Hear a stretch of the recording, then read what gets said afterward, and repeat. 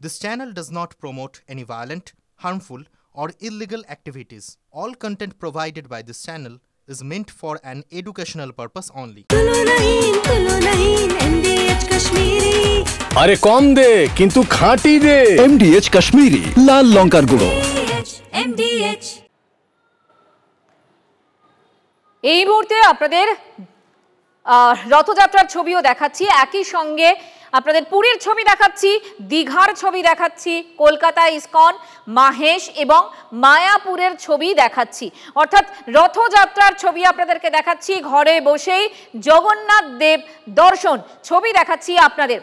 আমাদের প্রতিনিধিরা বিভিন্ন জায়গায় রয়েছেন, পুরীতে রয়েছেন শ্রাবন্তী সাহা, দীঘাতে রয়েছেন শুভজিৎ মিত্র এবং মধুকল্পিতা রয়েছেন মাহেশে। আমি প্রথমেই দীঘায় চলে যাব, শুভজিতের কাছে একটু কথা বলবো। শুভজিৎ, এই মুহূর্তে দাঁড়িয়ে কিছুক্ষণ আগেই আমরা দেখছিলাম যে সোনার ঝাঁটা দিয়ে ঝাড় দিলেন মুখ্যমন্ত্রী মমতা বন্দ্যোপাধ্যায়, তারপর রথের রশিতে টান পড়লো, প্রচুর ভক্ত সমাগম হয়েছে, তুমি কি ছবি দেখলে?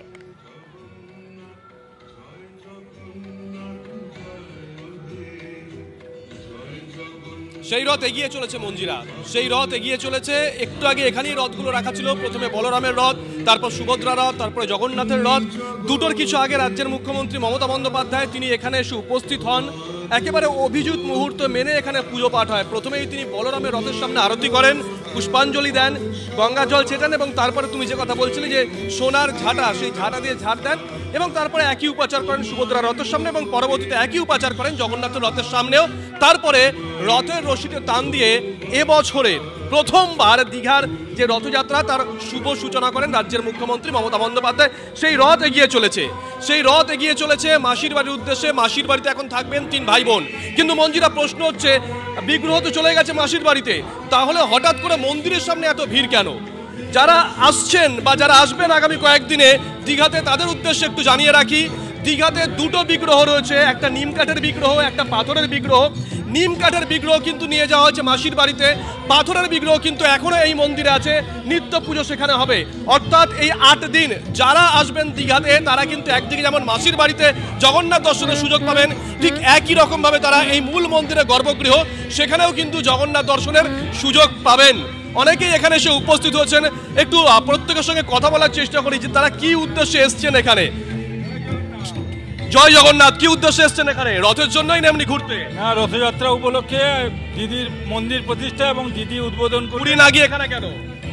এখানে আমাদের আসা যাওয়ার সুবিধা এবং একটা নতুন গর্জিয়া স্টাইলে একটা মন্দির প্রতিষ্ঠা করেছেন পশ্চিমবঙ্গের মুখ্যমন্ত্রী মমতা বন্দ্যোপাধ্যায়। সেই উদ্দেশ্যে বহু মানুষের জমায়েত হয়েছে। কি জন্য আসা? রথের জন্য না এমনি ঘুরতে? রথের জন্য অবশ্যই। পুরী না গিয়ে এখানে কেন? বেশ শুভজিৎ, বুঝতে পারছি, তুমি আমাদের সঙ্গে থাকো। মঞ্জিরা, শুভজিৎ আমাদের দীঘার ছবিটা দেখাচ্ছিল, কিন্তু দীঘা তো হালে এই প্রথম জগন্নাথ মন্দিরের প্রতিষ্ঠা এবং এখন এই প্রথম বড় রথযাত্রা দীঘাতে। কিন্তু রথযাত্রা বলতেই বাংলা তো বটেই, দেশ তো বটেই, এমনকি দেশের গণ্ডি ছাড়িয়ে প্রতিটি মানুষের মনে সবার আগে আসে শ্রীক্ষেত্রের কথা। শ্রীক্ষেত্র থেকে আমাদের সঙ্গে আমাদের সহকর্মী শ্রাবন্তী রয়েছেন, সরাসরি শ্রাবন্তীর কাছে চলে যাব। এই মুহূর্তে ছবিটা দেখবো শ্রাবন্তী, এবং গোটা বাংলার মানুষ যারা TV9 বাংলা দেখছেন তাদেরও দেখাতে বলবো।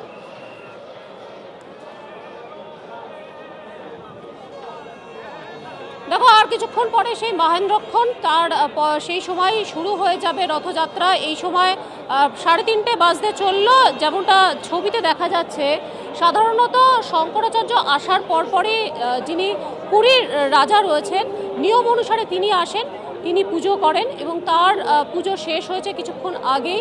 এবার শুধু হচ্ছে এই 3টি রথে ঘোড়া লাগানোর পালা। আমরা দেখতে পাচ্ছি বিভিন্ন সেবায়িত যারা রয়েছেন তারাই একমাত্র এই মুহূর্তে অনুমতি পেয়েছেন উপরে। তারা মূল কাঠামো যেটা রয়েছে শ্রাবন্তী, এবছর বেশ কিছু বিধিনিষেধ আরোপ করা হয়েছিল যে কারা কারা যে সেবায়িতরা উঠতে পারবেন, তারা কেউ সঙ্গে মোবাইল ফোন রাখতে পারবেন, এই ধরনের বেশ কিছু বিধিনিষেধ আরোপ করা হয়েছিল, সেগুলো কি মেনে চলা হচ্ছে?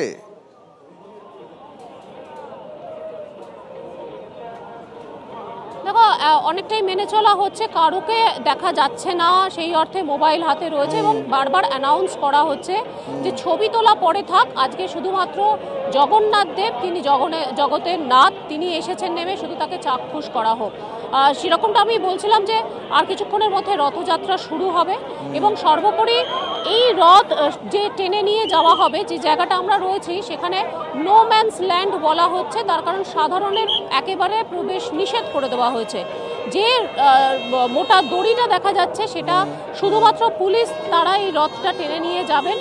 ঠিক এই অংশের বাইরে প্রায় কয়েকশো মিটারের বাইরে যারা দর্শনার্থী রয়েছে তাদেরকে আমরা দেখতে পাচ্ছি। শ্রাবন্তী, অনেক ধন্যবাদ এই ছবি সকাল থেকে আমাদের সামনে তুলে ধরার জন্য। তোমার মাধ্যমে গোটা বাংলার সমস্ত মানুষ এই মুহূর্তে শ্রীক্ষেত্র থেকে সরাসরি দেখছিল রথযাত্রার প্রস্তুতির ছবি, এবং আর সামান্য সময়ের অপেক্ষা রয়েছে, তারপরেই রথের রশিতে টান পড়বে। দীপ, দেখো এই পুরী এবং দীঘার পাশাপাশি যেখানকার রথ দেখার জন্য বাংলার মানুষ অন্তত মুখিয়ে থাকেন, সেই মাহেশে মধুকল্পিতা রয়েছেন আমাদের অপর সহকর্মী। মধুকল্পিতা, সকালবেলায় পৌঁছে গেছে তুমি সেখানে মাহেশে, তুমি এখন কি দেখতে পাচ্ছ, কি চলছে সেখানে?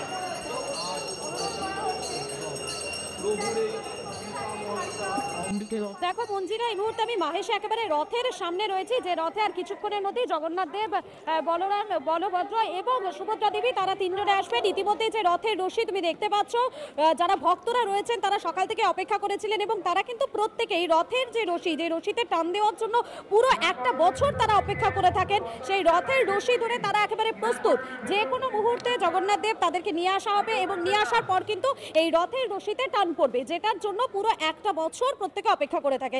প্রায় 600 বছরের পুরনো এই রথ, যে রথের একবার দেখার জন্য এবং এই রথের রশিতে স্পর্শ করার জন্য, কথিত আছে যে এই রথের রশি স্পর্শ করলে মনস্কামনা সেটা পূরণ হয়, এবং সে কারণে দূর দূরান্ত থেকে, আমি যতদূর পর্যন্ত দেখতে পাচ্ছি মঞ্জিরা, ভক্তরা তারা কিন্তু এখানে এসে উপস্থিত হয়েছেন। এর পাশাপাশি আরো একটা ছবি দেখাই তোমাকে, নিরাপত্তার ছবিটা।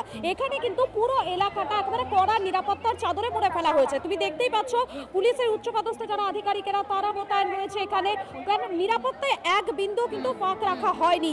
সেই ছবিটাও আমি তুলে ধরার এখানে চেষ্টা করছি। ঠিক যেমন অসংখ্য ভক্ত সমাগম হয়েছে, এর পাশাপাশি নিরাপত্তা ব্যবস্থা সেদিকেও কিন্তু নজর রাখা হয়েছে, যাতে এত ভক্ত রয়েছে যাতে কোনো রকম অপ্রীতিকর পরিস্থিতি না হয়। যত দূর নজর যাচ্ছে মন্দিরে, একবার দেখায়, যত দূর নজর যাচ্ছে তত দূরই কিন্তু শুধু ভক্তদের সারি সারি ভক্তরা তারা রয়েছেন রথের রশি হাতে ধরে, কিন্তু তারা একেবারে প্রস্তুত জগন্নাথ দেবকে মাসির বাড়িতে রেখে আসার জন্য, এবং সে কারণেই ভক্তদের উন্মাদনাটা এখানে চোখে পড়ার মতো। আমি একেবারে রথের সামনে রয়েছি, একবার রথের ছবিটা আমার ভিডিও জার্নালিস্টকে দেখাতে বলবো। অসাধারণ, খুব সুন্দর করে সাজানো হয়েছে, যে রথে করে জগন্নাথ দেব, বলভদ্র এবং সুভদ্রা দেবী তারা পাড়ি দেবেন। একেবারে মধুকল্পিতা, 125 টনের 50 ফুটের এই রথ 629 বছরে পা দিল মাহেশের এই রথ। নজর থাকবে আমাদের। ধন্যবাদ তোমাকে। রথযাত্রায় দীঘায় মুখ্যমন্ত্রী সিআর এভিনিউয়ে রথের রশিতে টান, বিরোধী দলনেতা শুভেন্দু অধিকারীর।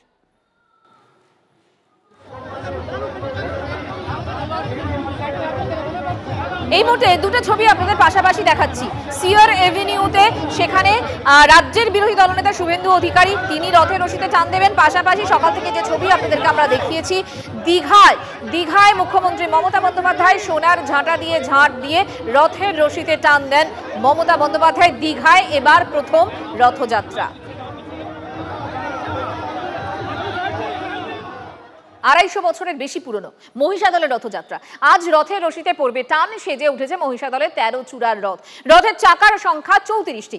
1776 সালে মহিষাদল রাজ পরিবারের রানী জানকী এই রথের সূচনা করেন। এক সময় কাঠের রথের চূড়া ছিল 17টি। মহিষাদল রাজ পরিবার, মহিষাদল পঞ্চায়েত সমিতি, মহিষাদল রথ পরিচালন কমিটি যৌথভাবে সুষ্ঠুভাবে রথ পরিচালনা করে থাকে প্রতি বছর।